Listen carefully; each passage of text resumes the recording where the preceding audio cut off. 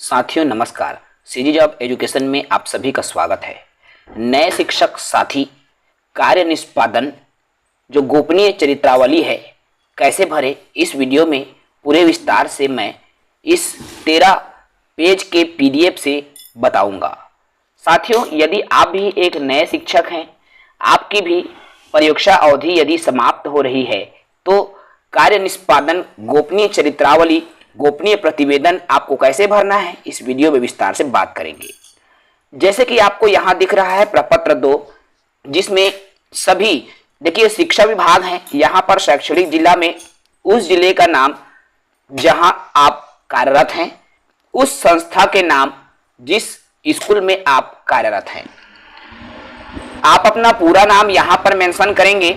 उसके बाद आपके पिता का नाम, जन्म तिथि, धारित पद अर्थात कौन से पद में, जैसे आप सहायक शिक्षक हैं तो सहायक शिक्षक रखेंगे।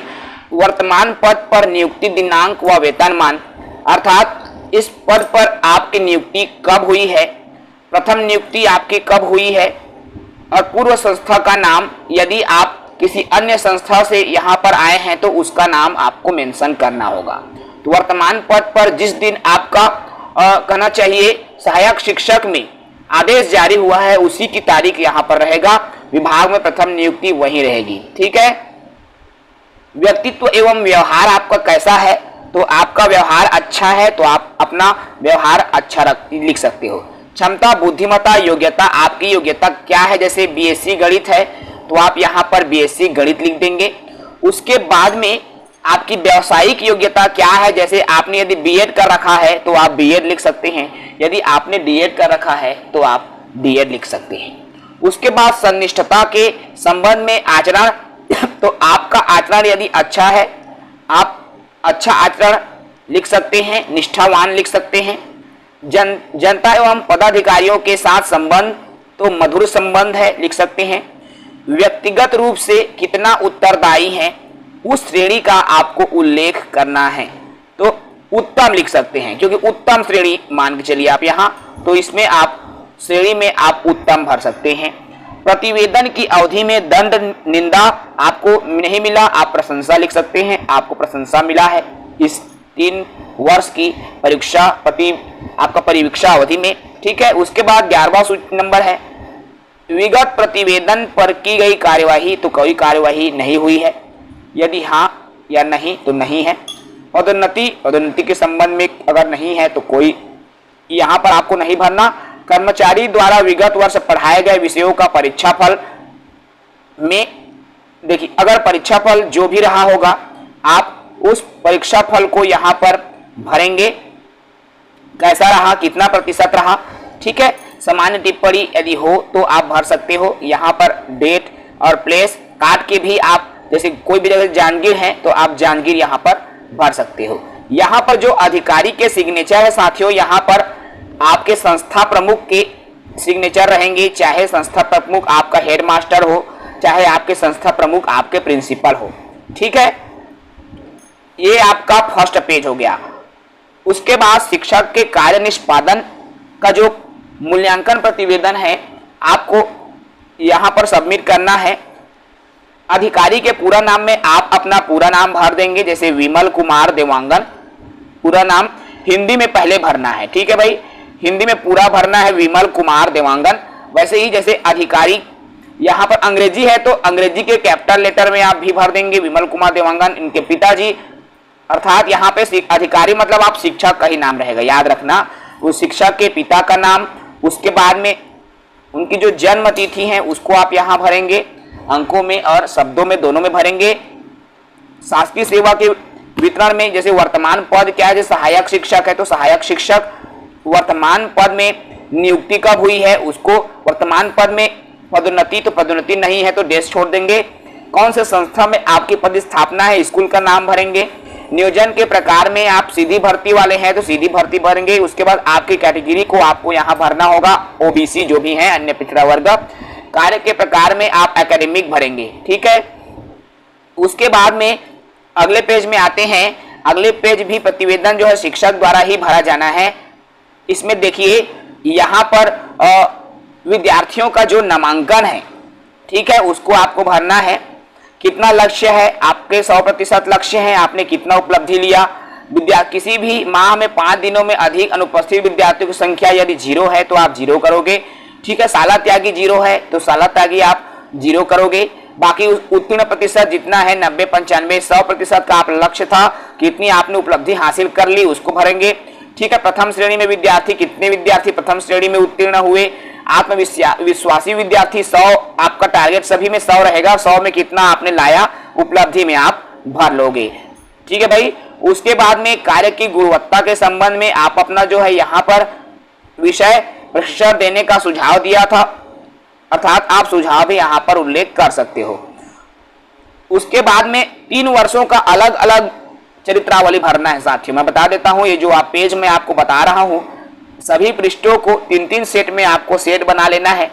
3 वर्षों का आपका गुप्त चरित्रावली जमा करना होगा, ठीक है, क्योंकि 3 साल के आपके जो जानकारी है वो मांगी जाती है, ठीक है भाई। तो आपने प्रथम सत्र के परिवीक्षा अवधि में कौन कौन से पुस्तक पढ़ा, प्रथम कौन से पुस्तक पढ़ा, उसके लेखक कौन है, उसके प्रकाशक कौन है और कितने पेज का था, ठीक है। इस तरह से आप 5 यहाँ पर नंबर दिया हुआ है। जैसे मुंशी प्रेमचंद की मैंने गबन पढ़ी, गोदान पढ़ी, तो उसको आप कर सकते हो। जैसे बिश्नोई जी के कलेक्टर साहिबा पर पढ़ा, तो उसको आप यहाँ पर डाल सकते हो, उसके प्रकाशक कौन है और पृष्ठ क्रमांक कौन है। तो इस तरह से आप क्या कर सकते हो, फिल कर सकते हो, ठीक है। उसके बाद कितनी पाठ योजना थी, इकाई योजना कितनी थी, पाठ योजना उस पर कितनी थी, उसको आप भर सकते हो। उसके बाद शिक्षण अधिगम सामग्री का समुचित उपयोग करते हुए तैयार करना, अध्ययन सामग्री अधिगम गतिविधियों का संदर्भीकरण नीचे दिए गए हैं। मतलब शिक्षण अधिगम सामग्री यहाँ पे आपको भरना है, कौन कौन से शिक्षण अधिगम सामग्री में 5 सामग्री आपको भरना है, ठीक है। कुछ भी हो, चाहे अबेकस हो, ग्लोब हो, 5 शिक्षण सामग्री आपको भर देना है। उसके बाद कौन कौन से विषयों का मूल्यांकन आपने किया, कौन से कक्षा को आपने पढ़ाया, ऊपर में कक्षा लिख देना। जैसे कक्षा 4 हिंदी, अंग्रेजी, गणित, पर्यावरण, और प्रथम सत्र का मूल्यांकन उसकी दिनांक क्या रही, द्वितीय सत्र, प्रथम एवं द्वितीय सत्र का मूल्यांकन, द्वितीय एवं अंतिम सत्र का मूल्यांकन, इस तरह से इन तीनों को भरना है। उसके बाद आपने निदानात्मक परीक्षण कैसे किया, कितने बच्चे को निदानात्मक परीक्षण दिया गया, कब कब उनको दिया गया, कितने बच्चों की संख्या है, तो उनको भी आपको देना है। उपचारात्मक शिक्षण में भी वही चीजें, जैसे मान लीजिए यहाँ पर गणित विषय में जैसे स्थानीय मान की समझ, अवधारणा बताया, कितने बच्चों ने सिखाया, कितने बच्चों को आप, तो जैसे 4 बच्चों को सिखाया, उपचारात्मक शिक्षक दिया, ठीक है। उसी तरह से जोड़ना घटाना, 3 बच्चे हैं तो पालकों से क्या सहयोग, तो पालकों से लिया गया सहयोग, तो क्या सहयोग दिए पालक द्वारा, उसको भी आप यहाँ पर भर दोगे। इस तरह से जिन जिन विषयों में लगता है कि उपचारात्मक शिक्षण की जरूरत है, उन फिर पॉइंट्स को आपको फिल कर देना है, ठीक है। उसके बाद विद्यार्थियों की उपस्थिति बढ़ाने के लिए आप जिन बच्चों से मुलाकात किया, पालकों से मुलाकात किया, उन बच्चों के नाम भरेंगे और कौन कौन से तारीख में उनसे संपर्क लिया आपने, ठीक है, उसका क्या परिणाम निकला, इसको आपको भर देना है। उसके बाद पाठ सहगामी सांस्कृतिक गतिविधियां भी आपको लिखना है। जैसे खेल कूद आपने करवाया, मान लीजिए यहाँ पर सांस्कृतिक कार्यक्रम में 15 अगस्त को करवाया, 26 जनवरी को करवाया, बाल दिवस को करवाया, तो उसको यहाँ पर आपको मेंशन कर देना है। शारीरिक गतिविधियां में जैसे खेल कूद करवाया तो कौन से तारीख में खेल कूद हुआ, ये तारीख बताना है, ठीक है। खेल कूद, वैसे ही योगा करवाया तो कौन सी तारीख में योगा हुआ है, आपको उसको मेंशन कर देना है। उसके बाद प्रतिवेदक अधिकारी द्वारा इसको भरा जाना है, ये हमारे द्वारा नहीं भरा जाएगा। यहाँ पर देखिए मतांकन सारणी दिया हुआ है, इसमें अलग अलग अंकों के लिए अलग अलग मतांकन दिया हुआ है, गुणवत्ता की श्रेणी दी हुई है। इसी के आधार पर फिर जैसे ही आप नीचे की तरफ आ जाते हैं, यहाँ पर देखिए उसी को आपको अंकित करना है। इसको पूरा आपको डिटेल पढ़ लेना है। जैसे विषय वस्तु का आपको ज्ञान कितना है, यदि विषय का पूर्ण ज्ञान है आप 4 नंबर ले सकते हो या 3 नंबर डाल सकते हो, मैक्सिमम 4 नंबर है। ऊपर वाले को देख लेना। जैसे बच्चों की बोली और भाषा का यदि आपको अच्छा ज्ञान है तो 4 नंबर डाल सकते हो। बाल मनोविज्ञान की अच्छी ज्ञान है, अगर थोड़ा समझ कम है 3 नंबर डाल सकते हो। तो उसी के आधार पर इसको आप पॉइंट टू पॉइंट पढ़ते चलेंगे और उसके हिसाब से आप यहाँ पर अंकों को अपने हिसाब से डालते चलेंगे और लास्ट में इनका कुल योग आपको यहाँ पर करना होगा, ठीक है भाई। उसके हिसाब से देखिए उत्तीर्ण है, अच्छा है, बहुत अच्छा है, इस तरह से आपको यहाँ से भर देना है। उसके बाद आपको इसमें भी वही कॉलम है, आपके ही पास ये प्रश्न आपके लिए पूछा गया है, आप क्या सोचते हैं, क्या समझते हैं, उसको पूरा यहाँ पे आपको अपने अंकों के साथ में भर लेना है। कौशल के भी उपयोग को वही भरना है, उसी तरीके से भरना है जैसा मैंने बताया है। टीम भावना को लेकर भी आप पूरा पढ़ेंगे, फिर आप यहाँ पर पूरा अंकों का मेंशन करेंगे और इसमें 16 अंकों में से आपको कितना अंक आप पा रहे हो उसको करेंगे। ठीक है भाई। उसके बाद में उसी अंकों को जिसको आपने भरा हुआ है उन्हीं सभी अंकों का यहाँ पर योग कर दोगे और देख सकते हैं यहाँ पर एग्जाम्पल के रूप में आपका दिया हुआ है। सभी का जैसे योग करना है तो आपको सभी का योग कर देना है।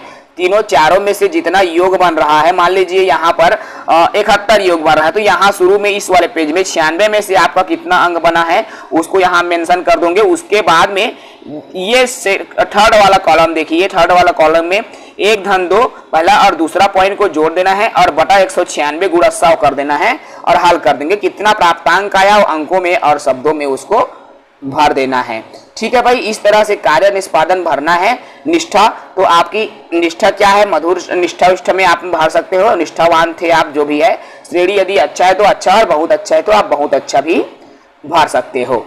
ठीक है। आप यहाँ पर देखिए पद नाम है, यहाँ पर पद नाम और ये जो पेज नंबर कितना है साथियों, तो 10वां पेज है। यहाँ भी आपके हेड मास्टर का साइन रहेगा, HM का साइन आपको करवाना है, पद नाम करवाना है, नाम और हस्ताक्षर करवा देना है, डेट और स्थान भी आपको। समीक्षक अधिकारी में BO सर वहां से फिल करेंगे, आपको नहीं भरना है। उसके बाद में चल अचल संपत्ति का विवरण दिया हुआ है, देख पा रहे हैं यहाँ पर। तो आप अधिकारी का नाम अर्थात आपका नाम सहायक शिक्षक में हो आप। ठीक है। पूरा नाम आपको शुरू में यहाँ भर देना है। आपका जो पूरा नाम है, वर्तमान पद जैसे सहायक शिक्षक है तो वो भरिए। आपके वर्तमान में वेतन में जो मूल वेतन है, जैसे 25,300 मूल वेतन है तो आपको मूल वेतन भर देना है। अगली वेतन विधि मान लीजिए जुलाई 2025 है तो जुलाई 2000 आपको 25 भर देना है। उसके बाद देखिए आप कौन से जिले में है, आपकी संपत्ति जांजगीर जिले में मान लीजिए संपत्ति है, जांजगीर जिला डाल दीजिए।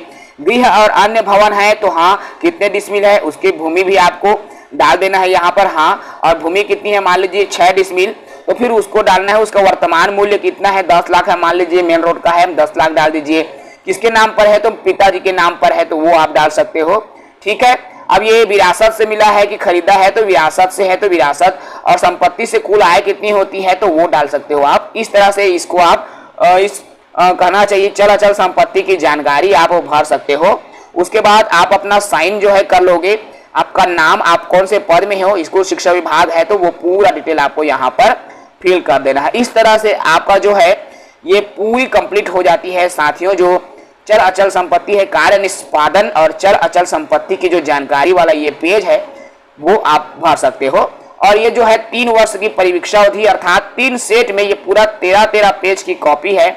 इसको 3 सेट में आपको निकलवा लेना है क्योंकि परीक्षा अवधि का समय 3 साल हो गया, इसलिए आपको 3 सेट में इसको जमा करना होगा। ठीक है। आई होप आपको आज का ये वीडियो समझ में आ गया होगा।